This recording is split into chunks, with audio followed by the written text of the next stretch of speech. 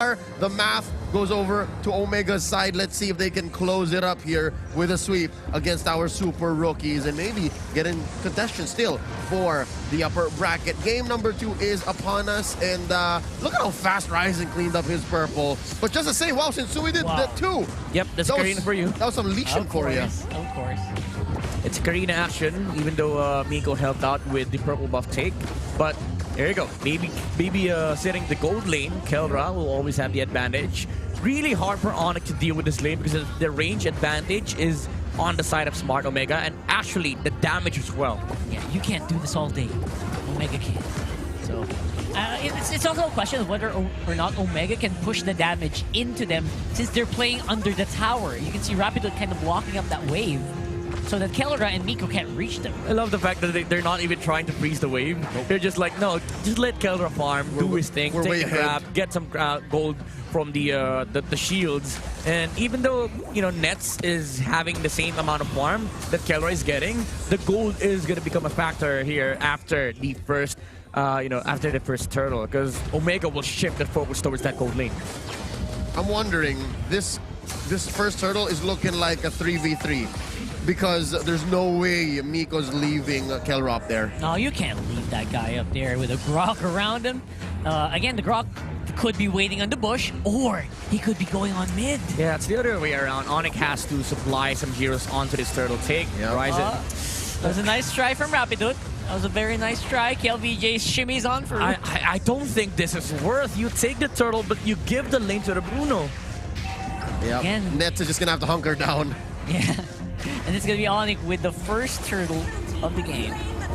And in the absence of Ryota, look, when the cat is out, the mice play. But wait, Nets! Oh, it's a free man on top side. It's going to be a kill. Omega with the first blood. Kelra with the fast hands there. Fast feet. Fast feet. I love how they I see what you did there.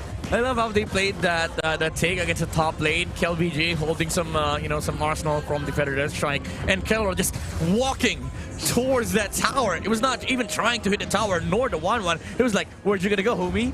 Straight up. I'm looking where you are going, where you're dashing, so I'm sure that I can get the dash as well to the same direction that you're going.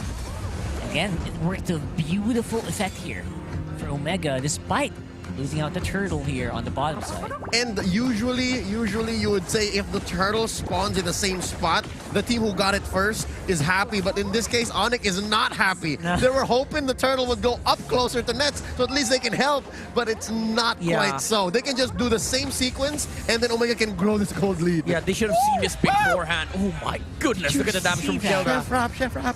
That was nothing special, by the way. That was just 2 skills casted. Yeah, this is smart Omega, knowing the fact that the XP lane matchup will not matter, so the turtle will not matter as well. Ryzen wants to go for that kill and a lethal counter. Doesn't proc it. Eat these crits, says Kelra. Oh my goodness. 344 in, and they already push in Nets. And the rabbits to add and salt the rabbits, to the injury. of course. The rabbits of death. This is savage. Oh, look at that super friends with a flank. On his side, it's a free-man squad on onic. Rapido. Get that. Oh, it's a Swapperoonie. Kelra could be in trouble here. Here's Sensui. And the dive-in is complete. That's Kelra going down. Miko wasted time journey there. Very Filipino savage. Like, you saw how he knows he's about to get sandwiched, and he's still kicking. If I can get 1 kill out of this, I'm happy. He didn't. He did not. I mean, I'm dead either way, so why not, right? Let's try to get some damage in, maybe help my teammates. But you saw how hard it was to take out the Bruno alone. With the mechanics of Kelra and the mind of Miko. With the reverse time, he prevented the ultimate from the Kagura. It took the Karina rotating towards the top lane to deal with the Bruno. Yeah, easy pickings here so far. onic in this lore, and again, just an easy time for these guys. Omega has been conceding a lot of these lately, and apparently they're probably thinking, what Killer's got this in the bag? Just give him some gold, give him time. As long as we don't lose the mid lane as well. They can leverage that, but only to a certain extent. Yes. Like Yeah, as soon as Kelra says it's game time, it has to be game time. They can miss their window. Yeah, there's a window here in this specific game that they have to man fight against onic, because you don't want to be, giving a lot of space for these heroes on the side of onic to be able to farm up. For one, Super Prince is a scary threat against Smart Omega, even though we've said it earlier that it's hard to play the Kagura against the Esmeralda. All she needs to do is find an opening against Kelra to take him down. The burst damage will be enough on the side of onic. So again, Smart Omega, they need to play this mid game carefully. They need to start taking fights and taking out the towers of onic to be able to take a lot of the resources away. Oh, it looks like turrets are easier for them to take than heroes. Yeah, and that's their mindset right now. Like, let's get some damage on these turrets. Let's look try at to get away. Miko, very, very delayed time journey. Results to Super Friends taking him down alongside the rest of onic. And again, I think that's also a tower traded. Was that a tower down? It was. It was a tower down. That's a trade I'll take any day, twice on Saturdays. That's amazing. And Miko gold. for a turret? Hell yeah. Yeah, give me some gold. I mean, it has to feel bad for Miko, but you're gonna be happy with that, you know. If you're the Diggy, you're fine with dying. You don't even care. You know, the bounty decreases, even though the stacks, the damage from the bombs will reset. Half, yeah. That's the beauty of Diggy, you know. You're gonna be happy either way. If I lose the damage stacks, okay, I'm not gonna get kills, but the bounty is gonna get reduced on the side of onic. So it's not worthwhile for onic to try and continuously take out the Diggy. But if you don't take out a Diggy, the bomb damage increases. That's right. So pick your poison, right? Yeah. Either way, you're happy for Miko. Yeah. So who's going to be happy with this next turtle, though? That's a big question. This could be turtle number 3 for onic. Yeah, none so far for Omega. I'm wondering if this is the time, if this is the window they're looking for. Is this it? Is this the time that Kelra sinks that damage onto the juicy targets of onic? Looks like Ryzen still going to be able to finally get that away from onic. It's a mid lane push here. Omega using that brand new turtle buff to get damage on the Rapid Dude in the tower. Kelra's good damage on the turret evaporates with just a few hits. Phantom Scarlet now up for the Bruno Nets. Very good positioning here, but Kelra, fundamental gameplay, you know. Don't walk over areas you don't have any vision of. So Kelra will be safe on the Bruno. That's a nice long walk for the Bruno. Was able to save himself from nets. Even though the damage wouldn't have been enough, you know, it won't hurt to just play it safe. Yeah, it was like NT. Kelra just flashing a big NT sign over nets right there. Man, the patience of nets. He sat there for about 30 seconds, 40 seconds waiting for someone to come in. But yeah, no, I guess it's a wash. Rather than you try to do some, I guess you could have farmed. Could have farmed. Yeah, exactly. Oh, it looks like Miko. We in trouble here, just a little bit here, but Rapido is in the worst shape for sure. That with boss Renzio hurts. up in front. Those balls hurt. Yeah, better airstrike will be, again, not really useful at a time when onic just does not want to engage. And there's no traps as well being set by Omega yet. So it's just Omega just trying to buy time again for Kelra to get those one hits in. oh, they're fine. Oh, they saw Bruno. It was like, nope, nope, nope. Ryzen, I'm just kidding, man. Come on. Oh, yeah. You can't take a joke, bro. Come on. Oh, look at that. Lightning crunch on Super Prince. He's a bomb waiting to explode. And again, one more time to clear the minion wave. That will be KelVJ. Waiting for the next turn. Lord. This is good positioning. Look at this. Oh, no. Spotted out. Prince. Mechanics as well, and you know the fundamentals. Game sense. Make sure that you check everything you don't have any vision of. So that's gonna save a lot of heroes for onic Philippines with Omega. Again, it's go time for them. Kelra is a huge monster at the moment, even though Nets is catching up in terms of farm. Actually, onic PH has done a fantastic job on catching up with farm in relation to Omega's pressure in the early to mid game. Yeah, Nets has been super careful if you think about it. Like, not really showing himself on the map that much. Very patient. And again, key to this is Super Prince keeping it down. He is a revelation. He's brilliant the way he's playing this Kagura. But, oh no, what's brilliant's gonna do to pure speed? Yeah, the wall of bunnies just does not want to let anyone in. Those are added heroes on the side of Omega. Like, it's 8v5 right now. Huge vision. 9v5. You can put out 4? 5. Maximum 5. Oh my goodness. Well, with the cooldown reduction from both the Enchanted Talisman and the boots, of course, So that's an issue for onic.ph because nobody wants to step on that, especially Miko as it died after that initial death on the bottom lane. Now, Bruno is going for the Blade of Despair instead of the usual Windtalker or Malefic Roar. He wants raw damage against onic.ph. And guess what? This Blade of Despair is more value than the Malefic Roar because aside from the armor, they do have a lot of poke damage on the side of Omega. So the HP bars on the side of onic will always fall down, fall below 0.5%, which will proc more damage from the Blade of Despair because of its passive.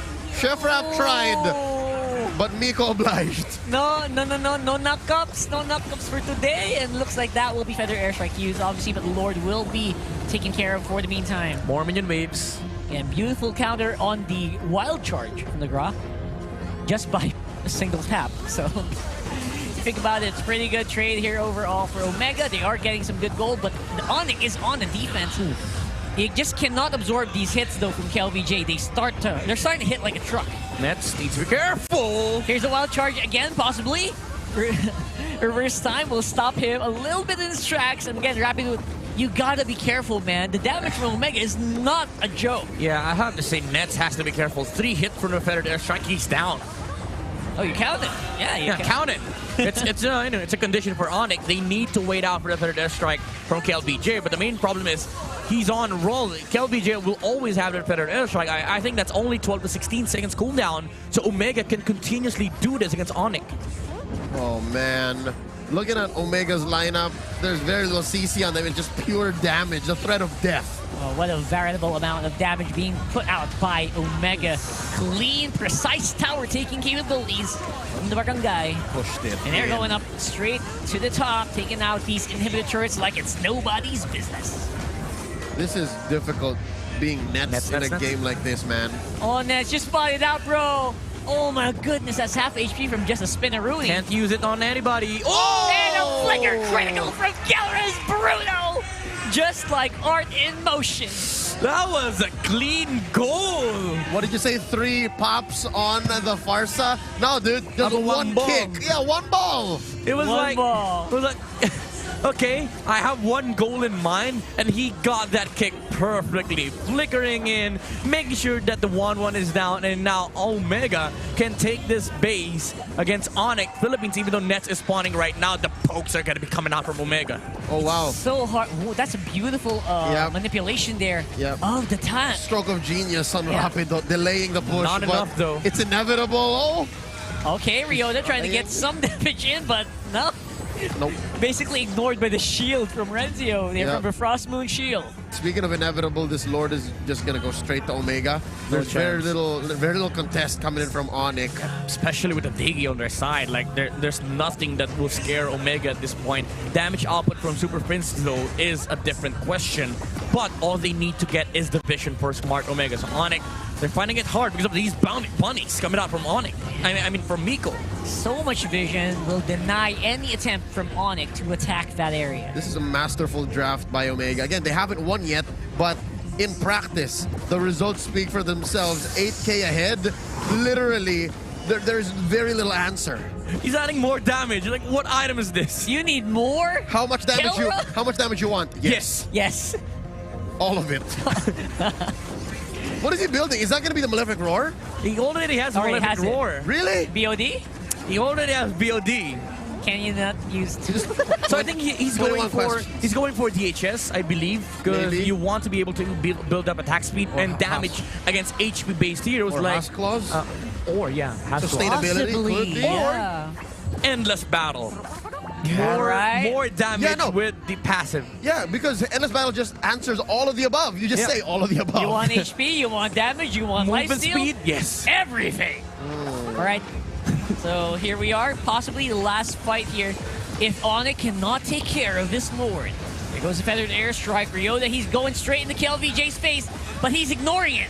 Ryota's down here. Oh, survives. Ryota's going to be able to survive, but how long can Rapid do Chef's that? Down. Chef's he's down. so low. He gets taken out, and the base is next. That's it. Looks like that's it. That's a 2-0 for the Barangay. And Omega gets 3 points in the fight against onic. Not only do they secure their playoff spot, they did that yesterday. Tonight, they avenge themselves from the round 1 defeat to onic. Beautiful display from the Barangay, a masterclass performance. From early to mid-game, we've said that this is going to be a huge threat against onic. Like, the base defense will become a priority for them. And Kelra did show up in this game, and look at the hugs. Oh my, the respect between these two teams, Kelra and Nets. Kelra is such a wonderful kid. Every single time that he's playing up against friends, he always stands up and walks over to them and embraces them. Yeah, you guys are very close to each other, obviously. Yeah. This proves the whole scrim buddies